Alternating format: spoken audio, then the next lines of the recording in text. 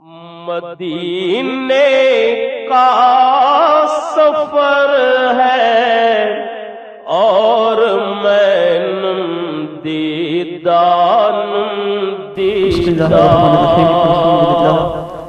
الحمدللہ رب العالمین والعاقبۃ للمتقین الصلاۃ والسلام علی سید الانبیاء والمرسلین اما بعد فاعوذ باللہ من الشیطان الرجیم بسم اللہ الرحمن الرحیم وَهُوَ مَعَكُمْ أَيْنَمَا كُنْتُمْ قال النبی صلی اللہ علیہ وسلم الإحسان أن تعبد الله كأنك تراه فإن لم يكن تراه كأنه يراك آمنت بالله صدق الله العظيم إن الله وملائكته يصلون على النبي يا أيها الذين آمنوا صلوا عليه وسلموا تسليما الصلاة والسلام عليك يا رسول الله وعلى آلك وأصحابك يا حبيب الله الصلاة والسلام عليك يا سيدي يا رحمة للعالمين وعلى آلك وأصحابك يا محبوب رب العالمين رب اشرح لي صدري ويسر لي أمري واحلل عقدة من لساني يفقهوا قولي معزز و محترم معتکفین سامعین و حاضرین السلام علیکم ورحمۃ اللہ وبرکاتہ۔ اللہ رب العزت کے فضل و کرم، اس کی عطا اور حضور رحمت دو عالم صلی اللہ علیہ وسلم کی نگاہ کرم سے آج ہمیں رمضان المبارک کے اس جمعۃ الوداع کے موقع پہ یہ سعادت حاصل ہو رہی ہے کہ ہم بزرگان ڈوڑا شریف کے زیر سایہ اس جامع مسجد میں اللہ کی عبادت میں مصروف ہیں۔ بارگاہ خداوندی میں دعا ہے کہ وہ ہماری حاضری اپنی بارگاہ میں قبول فرمائے۔ رمضان المبارک بالکل اختتام کے قریب ہے۔ آج کے دن کے بعد 2 یا 3 دن اس کے باقی ہیں۔ خوش نصیب ہیں وہ لوگ جنہوں نے رمضان المبارک سے کما حقوق فائدہ اٹھایا، اور آگے ان کا یہ ارادہ بھی ہے کہ جو کچھ ہم نے اس رمضان سے حاصل کیا ہے، جو رمضان سے سیکھا ہے، 11 مہینے اسے پلے باندھے رہیں گے اور 11 مہینے اس سے استفادہ کرتے رہیں گے۔ آج میری یہ جو مختصر گفتگو آپ کے سامنے ہوگی، یہ اسی بات پہ ہے کہ رمضان سے سبق ہم نے کیا سیکھنا ہے۔ جب رمضان آیا تھا اس وقت ہم نے یہ باتیں بیان کی تھیں کہ رمضان سے فائدہ کیسے اٹھانا ہے، رمضان کے ایک ایک لمحے کو اپنی آخرت کا سرمایہ کیسے بنانا ہے۔ آج یہ باتیں بیان ہوں گی کہ رمضان اب جا رہا ہے، اس کے آخری لمحات ہیں، تو جاتے جاتے ہم نے رمضان سے سبق کیا لینا ہے تاکہ اس سبق کو ہم اپنے پلے باندھ لیں، باقی 11 مہینے اس سبق کو ہم اپنے سینے کے ساتھ لگائے رہیں۔ 11 مہینے رمضان کا سبق ہمارے دلوں میں تازہ رہے، اور جو ہم نے اعتکاف سے اور جو ہم نے رمضان سے کمایا ہے، 11 مہینے ہم اسے اپنی ذات پہ لاگو رکھیں۔ حضرات گرامی، رمضان کا سبق ہم اس طرح سمجھ سکتے ہیں کہ اللہ رب العزت نے قرآن پاک میں جب روزوں کی فرضیت کا آرڈر جاری فرمایا، روزوں کا حکم دیا، تو سورہ بقرہ کی آیت کریمہ ہے، وہاں اللہ رب العزت نے ارشاد فرمایا یا ایھا الذین آمنوا، اے ایمان والو، کتب علیکم الصیام، تم پہ روزے فرض کیے گئے ہیں، کما کتب علی الذین من قبلکم، جیسا کہ تم سے پہلے لوگوں پہ روزے فرض کیے گئے تھے، لعلکم تتقون، تاکہ تم متقی بن جاؤ، تاکہ تم پرہیزگار بن جاؤ۔ پتہ چلا کہ یہ جو ہم نے پورا مہینہ روزے رکھے ہیں، صبح سے لے کر شام تک بھوکے پیاسے رہے ہیں، اپنی خواہشات نفسانیہ کو کنٹرول میں رکھا ہے، صبح سے لے کر شام تک اپنے نفس کو ضبط میں رکھا ہے، چاہے جتنی بھی بھوک لگی تھی، پیاس لگی تھی، ہم بھوک سے مرے جا رہے تھے، کھانا سامنے موجود تھا، پانی سامنے موجود تھا، لیکن ہم نے اس کی طرف ہاتھ نہیں بڑھایا۔ کیوں جی؟ میں روزے کے اندر ہوں۔ کیوں ہاتھ نہیں بڑھایا؟ میں بولے اونچی آواز کے ساتھ، میں اونچی بولے، میں روزے کے اندر ہوں، میں نے روزہ رکھا ہوا ہے۔ اب خواہش نفس کو ضبط کرنا، اپنے آپ کو اپنے اللہ کے حکم کا پابند بنا لینا، یہ اللہ کا آرڈر ہے۔ صبح سے لے کر شام تک کھانا پینا کچھ نہیں ہے، یہ اللہ کا آرڈر ہے۔ صبح سے لے کر شام تک اپنی خواہشات نفسانیہ کو کنٹرول میں رکھنا ہے، یہ اللہ کا آرڈر ہے۔ صبح سے لے کر شام تک اپنے نفس کو ضبط میں رکھنا ہے، اور اسی اللہ کے آرڈر کو ماننے کا نام تقویٰ ہے۔ اسی کا نام تقویٰ ہے، اسی کا نام پرہیزکاری ہے۔ اور پھر جب صبح سے لے کر شام تک بندہ بھوکا پیاسا رہا، اپنی خواہشات نفسانیہ کو کنٹرول میں کرتا رہا، اب چاہیے تو یہ تھا کہ جب وہ لوگوں کے سامنے ہو اس وقت تو نہ کھائے پیے، اس وقت کھانے سے بھی رکا رہے، اس وقت پینے سے بھی رکا رہے، اس وقت اپنی خواہشات نفسانیہ کو کنٹرول بھی کرتا رہے۔ کیوں جی؟ لوگ دیکھ رہے ہیں، رمضان کا مہینہ ہے، اگر میں نے یہ کام کیا تو لوگ کہیں گے اوے تو نے روزہ نہیں رکھا، رمضان کا مہینہ تجھے شرم نہیں آتی کھاتے ہوئے، رمضان کا مہینہ تجھے شرم نہیں آتی پیتے ہوئے، رمضان کا مہینہ ہے اپنی خواہشات نفسانیہ کو پورا کرتے ہوئے تجھے شرم نہیں آتی۔ اب چاہیے تو یہ تھا نا کہ لوگوں کے سامنے بندہ رکا رہے تاکہ بندے کی بے عزتی نہ ہو، لوگوں کے طعن و تشنیع کا نشانہ نہ بنے، کیونکہ لوگ دیکھ رہے ہیں، بندہ لوگوں کی نگاہوں کے سامنے ہے۔ یہ بات تو سمجھ آتی ہے، لیکن بندہ جب بند کمرے کے اندر ہوتا ہے، جب اسے دیکھنے والا کوئی نہیں ہوتا، بندہ اکیلا ہے، اندر سے دروازہ بند ہے، باہر گیٹ کو کنڈی لگی ہوئی ہے، اندر بندہ موجود ہے، بھوک بھی لگی ہوئی ہے، پیاس بھی لگی ہوئی ہے، خواہشات نفسانیہ کا طوفان بھی اس کے پاس موجود ہے، لیکن بندہ پھر بھی رکا ہوا ہے، نہ کھاتا ہے، نہ پیتا ہے، نہ اپنے من مرضی کے مطابق کوئی کام کرتا ہے۔ بھائی پہلے تو لوگ دیکھ رہے تھے، لوگوں سے جھجکتے ہوئے وہ رکا ہوا تھا، اب اسے کون دیکھ رہا ہے؟ پہلے تو لوگ دیکھ رہے تھے، اب اسے کون دیکھ رہا ہے؟ اب تو دیکھنے والا کوئی نہیں ہے، اب اگر کھا بھی لے گا تو ٹوکنے والا کوئی نہیں ہے، اب پی بھی لے گا تو پوچھنے والا کوئی نہیں ہے، خواہشات نفسانیہ کو پورا کرے گا تو روکنے والا کوئی نہیں ہے، لیکن اب وہ کیوں رکا ہوا ہے؟ تو اگر روزہ دار سے پوچھا جائے بھائی اب تو تجھے کوئی روکنے والا نہیں ہے، اب تو تجھے کوئی ٹوکنے والا نہیں ہے، اب تو تجھے کوئی کنٹرول کرنے والا نہیں ہے، اب تو کھا لے، اب تو پی لے، اب تو اپنے من کی مرضی پوری کر لے، تو آگے سے اس کا یہی جواب آتا ہے دروازے تو بند ہیں، کوئی میرے سامنے نہیں ہے، کوئی مجھے دیکھ تو نہیں رہا، لیکن میں نے جس اللہ کے لیے روزہ رکھا وہ تو مجھے دیکھ رہا ہے، میرا اللہ تو مجھے دیکھ رہا ہے، اور روزہ میں نے اللہ کے لیے رکھا ہے، اور میرے اللہ کی شان یہ ہے نحن اقرب الیہ من حبل الورید۔ اللہ فرماتے ہیں لوگوں تمہاری یہ جو سانس لینے والی نالی ہے نا، یہ تو تمہارے جسم سے دور ہو سکتی ہے، لیکن ہم تو اس سے بھی زیادہ قریب ہیں، ہم تو تمہاری سانس لینے والی نالی سے بھی زیادہ قریب ہیں۔ اللہ رب العزت ارشاد فرماتے ہیں وَهُوَ مَعَكُمْ أَيْنَمَا كُنْتُمْ، لوگوں تم جہاں کہیں بھی ہوتے ہو ہم تمہارے ساتھ ہوتے ہیں، اللہ تمہارے ساتھ ہوتا ہے۔ يَسْتَخْفُونَ مِنَ النَّاسِ وَلَا يَسْتَخْفُونَ مِنَ اللَّهِ، اللہ فرماتے ہیں لوگوں تم اپنے ارادے، لوگوں تم اپنے کام، لوگوں تم اپنی خواہشات نفسانیاں، لوگوں تم اپنے ارادے لوگوں سے تو چھپا سکتے ہو، لوگوں سے تو چھپا سکتے ہو، لیکن مجھ اللہ سے نہیں چھپا سکتے، مجھ اللہ سے نہیں چھپا سکتے۔ سورہ نساء میں ایک جگہ پہ اللہ رب العزت نے ارشاد فرمایا یہ جو لوگ اپنے اندر کی باتیں اپنے اللہ سے چھپاتے ہیں نا، اپنے اندر کی باتیں، میرے دل میں یہ پتہ نہیں میرے اللہ کو پتہ بھی ہے یا نہیں، تو اللہ رب العزت ارشاد فرماتے ہیں یہ ان لوگوں کی غلط فہمی ہے، یہ ان لوگوں کی خام خیالی ہے، تمہارا اللہ تو وہ ہے جب تم سونے کے لیے چادر رضائی لحاف اپنے اوپر کر لیتے ہو اس وقت تمہیں کوئی دیکھ نہیں رہا ہوتا، لیکن تمہارا اللہ اس وقت بھی تمہیں دیکھ رہا ہوتا۔ میرا بندہ کس حالت میں ہے.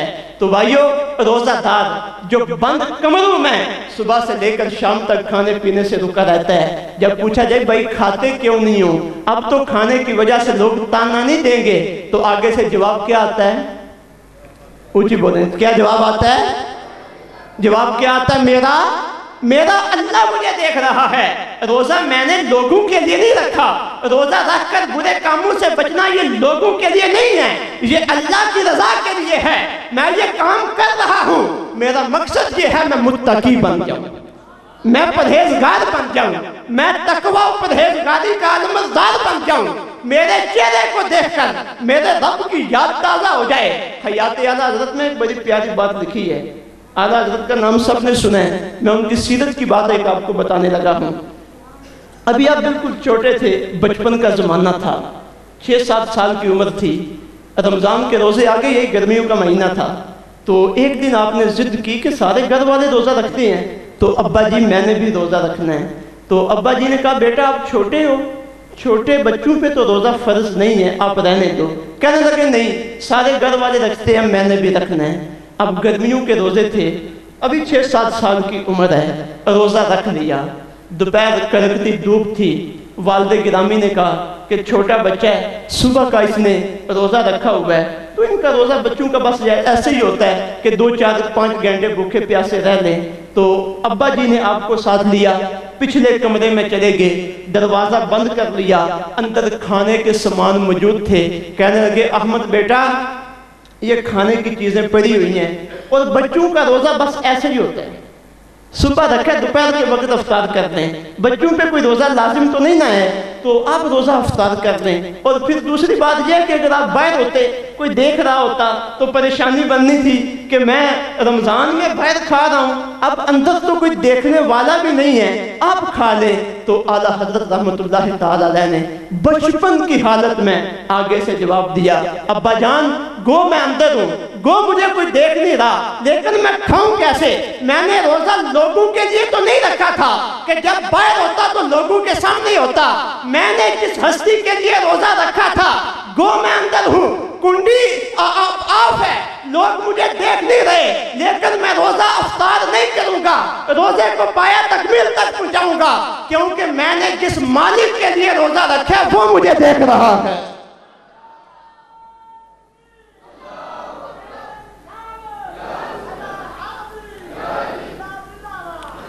میں اس اپنے مالک کی نگاہوں کے سامنے ہوں، وہ مالک مجھے دیکھ رہا ہے. تو میرے بھائیو روزے کا جو سب سے اہم سبق جو اگلے 11 مہینے ہم نے چلانا ہے وہ یہ ہے کہ جس طرح رمضان میں ہمارا اللہ ہمیں دیکھ رہا ہوتا ہے، اس طرح غیر رمضان میں بھی اللہ ہمیں دیکھ رہا ہوتا ہے. غیر رمضان میں بھی اللہ ہمیں دیکھ رہا ہوتا ہے. اس کا یہ ارشاد جامع ہے، وَهُوَ مَعَكُمْ أَيْنَمَا كُنْتُمْ. سمجھنا ذرا اپنے اللہ کو. اللہ فرماتے ہیں وَهُوَ مَعَكُمْ أَيْنَمَا كُنْتُمْ. اللہ فرماتے ہیں لوگوں تم جہاں کہیں بھی ہوتے ہو میں تمہارے ساتھ ہوتا ہوں، چاہے رمضان کا مہینہ ہو، چاہے شوال کا مہینہ ہو، چاہے ذوالقعدہ کا مہینہ ہو، چاہے ذی الحجہ کا مہینہ ہو، چاہے کوئی بھی مہینہ ہو. بندہ جس جگہ پہ بھی ہے اس کا اللہ اس کے ساتھ، اس کا اللہ اس کے ساتھ ہے، اللہ کی رحمت اس کے ساتھ ہے. بندہ اللہ کی نظروں سے بچ نہیں سکتا. تو یہ رمضان المبارک ہمیں یہ پیغام دینے کے لیے آیا ہے، لوگوں اپنے ذہنوں میں یہ مراقبہ پکا لو کہ ہمارا اللہ ہر وقت ہمیں ہم جتنے لوگ اعتکاف بیٹھے ہیں ہم تصوف کے راستے کے مسافر ہیں، ہم سلوک کے مسافر ہیں، ہم راہ طریقت کے مسافر ہیں. بزرگان ڈوڈا شریف کے زیر سایہ بیٹھے ہیں. تصوف، سلوک اور طریقت کی کتابوں میں ایک پورا باب ہوتا ہے مراقبے کا، باب المراقبہ، کتاب المراقبہ. اور صوفیہ کرام اپنے مریدین کو جب روحانیت کی منازل طے کرواتے ہیں تو ایک مرحلہ مراقبوں کا آتا ہے. اب مراقبے کا مطلب یہ ہے کہ بندہ بالکل دنیا سے الگ تھلگ ہو کے بیٹھ جائے اور یہ تصور کرے کہ میرا اللہ مجھے دیکھ رہا ہے. میرا اللہ مجھے، اس تصور کو صوفیاء کی اصطلاح میں کہتے ہیں مراقبہ. کیا کہتے ہیں؟ سارے یاد رکھیں، کیا کہتے ہیں اسے؟ صوفیاء کی اصطلاح میں کہتے ہیں مراقبہ. اب یہ جو رمضان المبارک ہے یہ ہمیں اللہ کا مراقبہ سکھانے کے لیے آتا ہے. رمضان المبارک ہمیں راہ تصوف کا مسافر بنانے کے لیے آیا تھا. رمضان المبارک ہمیں راہ سلوک کا مسافر بنانے کے لیے آیا تھا. یہ ہمیں مقام مراقبہ پہ فائز کرنے کے لیے آیا تھا. اب بتاؤ، جو روزہ دار صبح سے لے کر شام تک بھوکا پیاسا رہتا تھا، جب اسے پوچھا جاتا کھاتا کیوں نہیں، وہ کہتا میرا اللہ مجھے دیکھ رہا ہے. اور اسی ارادے کو صوفیہ مراقبہ کہتے ہیں. یہی بات ذہن میں پکا لینا یہ مراقبہ ہے، یہی بات ذہن میں پکا لینا یہ تصوف کا راستہ ہے. اور حدیث پاک میں اس کی وضاحت کی گئی. صحیح بخاری، صحیح مسلم اور دیگر کئی کتابوں کی حدیث پاک ہے. آقا علیہ السلام تشریف فرما تھے. جبرائیل امین ایک اعرابی کی شکل میں حاضر خدمت ہوئے اور آقا علیہ السلام سے 3 سوال کیے. اس حدیث کو کہا جاتا ہے حدیث جبریل. کیا کہا جاتا ہے؟ حدیث جبریل. حضرت عمر فاروق رضی اللہ تعالیٰ عنہ سے بھی مروی ہے یہ حدیث پاک.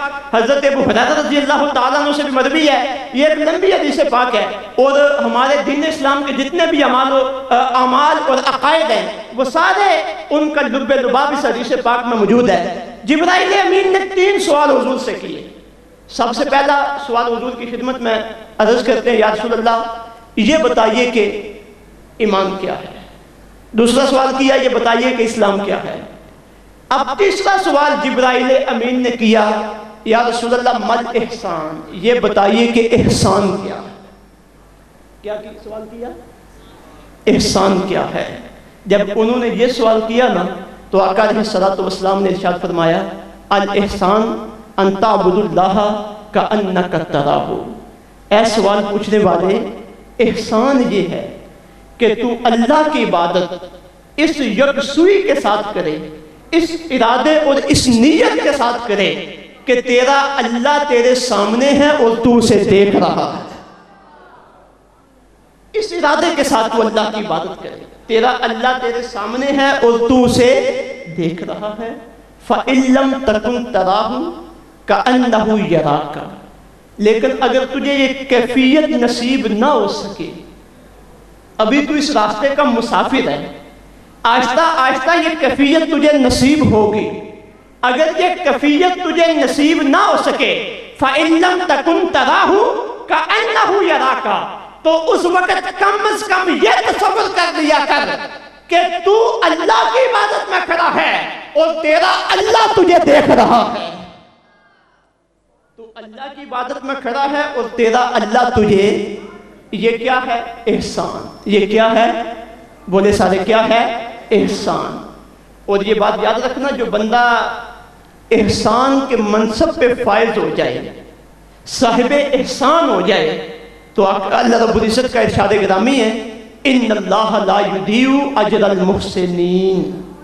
فرمایا اللہ اہل احسان کے اجر کو ضائع نہیں فرماتے.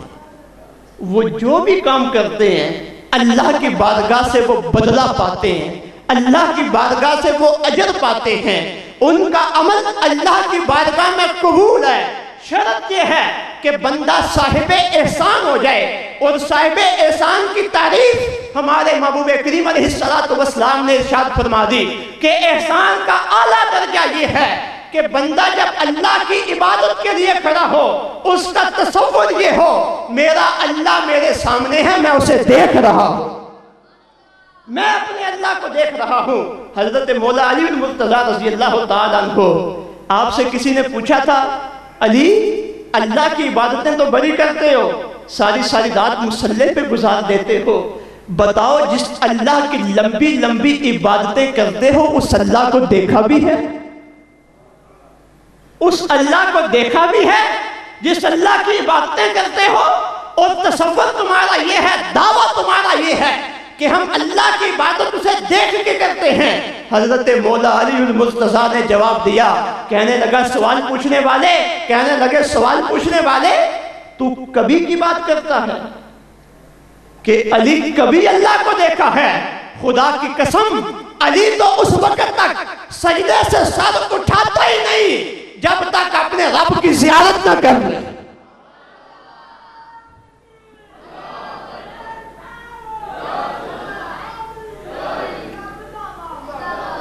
اس وقت تک سجدے سے سر اٹھاتا ہی نہیں جب تک اپنے رب کی زیارت، جب تک اپنے رب کی زیارت۔ یہی وہ بات ہے حضور نے جو حدیث میں بیان فرمائی، انت عبد اللہ کانک تراہ، اللہ کی عبادت ایسے کرو جیسے تم اللہ کو دیکھ رہے ہو، اللہ کو دیکھ رہے ہو۔ اگر تمہیں یہ مقام نصیب نہ ہو، ابھی تم ابتدائی طالب علم ہو، کئی لوگ ایسے اعتکاف میں نئے آئے ہیں، یہ سبق ابھی وہ پہلی مرتبہ سن رہے ہیں، کئی لوگ ایسے ہیں روزے تو رکھ رہے ہیں لیکن روزوں کا مفہوم ان کے ذہنوں میں واضح نہیں ہوا تھا، آج یہ مفہوم ان کے ذہنوں میں واضح ہوتا جا رہا ہے۔ آج انہوں نے ارادہ کر لیا کہ انشاءاللہ آج کے بعد ہماری عبادت اللہ کو دیکھ کے ہوا کرے گی، آج کے بعد اللہ کا تصور جما کے عبادت ہوا کرے گی، آج کے بعد ہمارے کام اللہ کے تصور کے سائے تلے ہوا کریں گے۔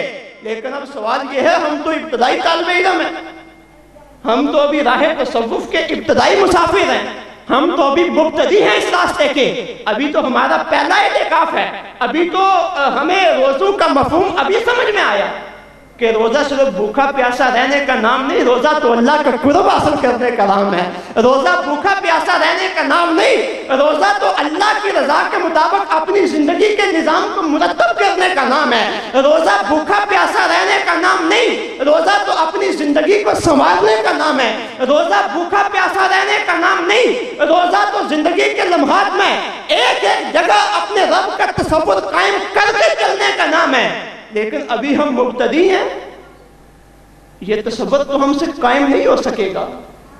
ہمیں تو کوئی قاعدہ پڑھایا جائے، کوئی چھوٹی بات بتائی جائے تاکہ اس بات پہ ہم عمل کرنا شروع کریں، پھر سٹیپ بائی سٹیپ ہم اس مرحلے تک پہنچے۔ تو حضور رحمت دو عالم صلی اللہ علیہ وسلم نے ہماری یہ پریشانی بھی دور کر دی، فرما دیا توجہ کرنا، حضور نے یہ پریشانی بھی دور کر دی، فرما دیا پہلا مقام تو یہی ہے، اصل منصب تو یہی ہے، لیکن اگر تم مبتدی ہو، اس مقام پہ فائز نہیں ہو سکتے تو پھر یہ تصور کر لیا کرنا، جب بھی عبادت کے لیے آؤ، جب بھی کوئی عبادت کے متعلقہ معاملہ کرنے کے لیے آؤ تو یہ تصور کر کے آنا کہ میں اللہ کی بارگاہ میں کھڑا ہوں، میرا اللہ مجھے دیکھ رہا ہے۔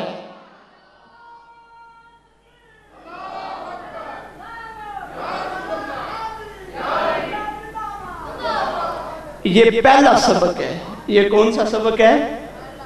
کیا بولیں آپ؟ میں اللہ کی بارگاہ میں کھڑا ہوں، میرا اللہ مجھے، میرا اللہ مجھے۔ اب جب یہ ہمارا تصور جم گیا نا، یقین جانیے ہماری زندگی میں حسن پیدا ہو جائے گا، ہماری زندگی میں خوبصورتی پیدا ہو جائے گی۔ جو لوگ یہ گناہوں کا شکوہ کرتے ہیں نا، بڑی کوششیں کرتے ہیں، گناہوں سے باز نہیں آتے، گناہ ہو جاتا ہے، گناہ ہو جاتا ہے۔ میرے بھائیوں، آج بزرگان ڈوڈا شریف کی نسبت سے حضور کی حدیث کا یہ وظیفہ لے کے جائیں، جب جہاں کہیں بھی بیٹھے ہوں، تنہائی میں بیٹھے ہوں، کوئی دیکھنے والا نہ ہو، گناہ کرنے کا خیال آ جائے، فوری طور پہ یہ تصور اپنے ذہن میں لے آئیں، یار میں تنہائی میں بیٹھا ہوں، کوئی مجھے دیکھ نہیں رہا لیکن میرا اللہ تو دیکھ رہا ہے، میرا اللہ تو دیکھ رہا ہے۔ لوگ مجھ سے جدا ہو سکتے ہیں لیکن میرا اللہ مجھ سے جدا نہیں ہو سکتا۔ میں اپنے اللہ کی رحمت کے سائے میں ہوں، میرا اللہ ہر وقت میرے ساتھ ہے، کیونکہ میرے اللہ کا ارشاد ہے وَهُوَ مَعَكُمْ أَيْنَمَا كُنْتُمْ، لوگوں تم جہاں کہیں بھی ہوتے ہو تمہارا اللہ تمہارے ساتھ ہوتا ہے، تمہارا اللہ تمہارے ساتھ ہوتا ہے۔ میرے بھائیوں، اگر یہ سبق ہم نے پکا لیا، یہ سبق اگر ہم نے سیکھ لیا اور اس سبق پہ عمل کرنا شروع کر دیا، آؤ دیکھتے ہیں اللہ رب العزت کی طرف سے انعامات کی کیسی بارشیں ہوتی ہیں، اللہ رب العزت کی کرم نوازیاں کتنی ہوتی ہیں۔ تفسیر ابن کثیر میں، تفسیر قرطبی میں اس بات کو نقل کیا گیا، حضرت عمر فاروق رضی اللہ تعالیٰ عنہ کا زمانہ ہے، ایک بڑا خوبصورت، بڑا حسین نوجوان 5 وقت مسجد نبوی میں حضرت عمر فاروق رضی اللہ تعالیٰ عنہ کی امامت میں آ کے نماز ادا کرتا ہے. کئی دنوں سے وہ مسلسل آ رہا ہے. ایک دن اس کی غیر حاضری ہوگی, دوسرے دن غیر حاضری ہوگی, تیسرے دن غیر حاضری ہوگی. اب کوئی خوبصورت نوجوان ہو, جوانی اس کی جوبن پہ ہو, آگے امام بھی مخلص ہو, امام کا ارادہ یہ ہو کہ امت مسلمہ کی اصلاح ہو جائے, یہ نوجوان دین کے راستے پہ آ جائے, یہ نوجوان اللہ کے دین کے ساتھ وابستہ ہو جائے, تو ایسا نوجوان اگر کسی وقت نماز سے غیر حاضر ہو جائے تو امام صاحب کو بڑی تشویش لائق ہوتی ہے.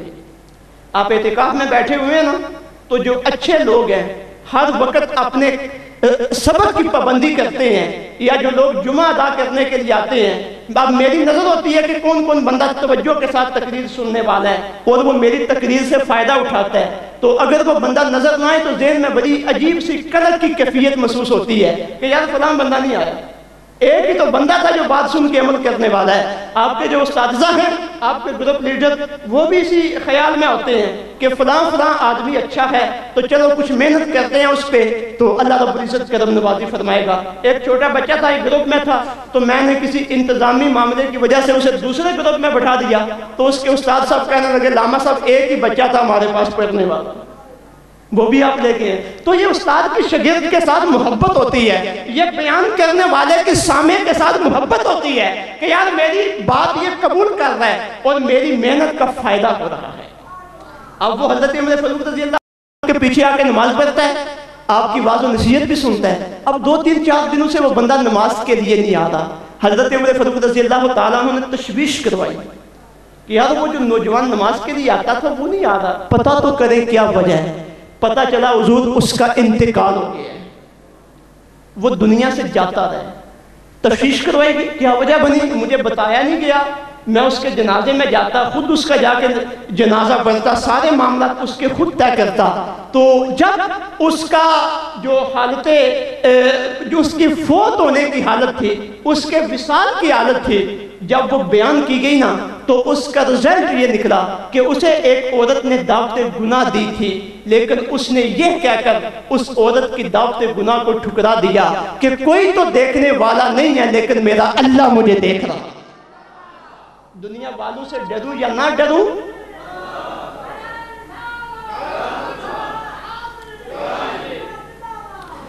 دنیا والوں سے ڈروں یا نہ ڈروں, میں اپنے اللہ سے ڈرتا ہوں, کیونکہ میرے اللہ کی شان یہ ہے, وَهُوَ مَعَكُمْ أَيْنَمَا كُنْتُمْ, اللہ تمہارے ساتھ ہوتا ہے تم جہاں کہیں بھی ہوتے ہو. حضرت عمر فاروق رضی اللہ تعالیٰ عنہ نے فرمایا, مجھے اس نوجوان کی قبر پہ لے چلو.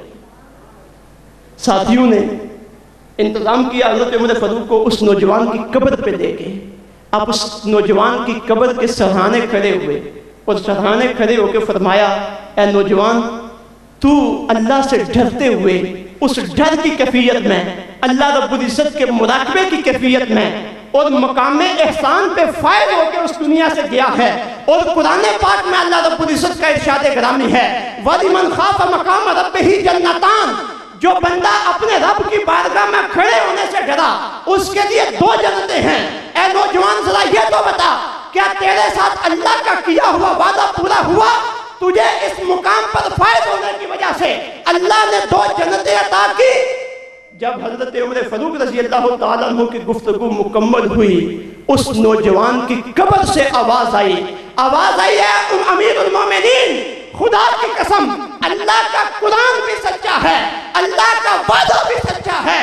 میں مقام احسان پہ فائد ہو کے دنیا سے گیا تھا, میں مقام مراقبہ پہ فائد ہو کے دنیا سے گیا تھا, میں یہ تصور کرتے ہوئے دنیا سے گیا تھا کہ میں جہاں کہیں بھی ہوں گا میرا اللہ مجھے دیکھ رہا ہے. اللہ نے کرم نوازی فرمائی, اپنا وعدہ پورا فرمایا اور مرنے کے بعد مجھے 2 جنتیں عطا فرما دی ہیں.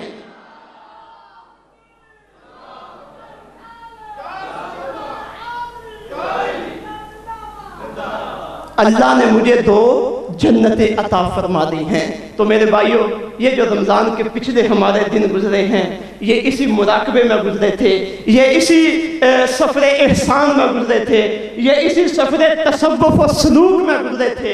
اب آگے ہماری ذمہ داری ہے, جب رمضان ختم ہو جائے تو یہ مراقبہ ہم پہ طاری رہنا چاہیے.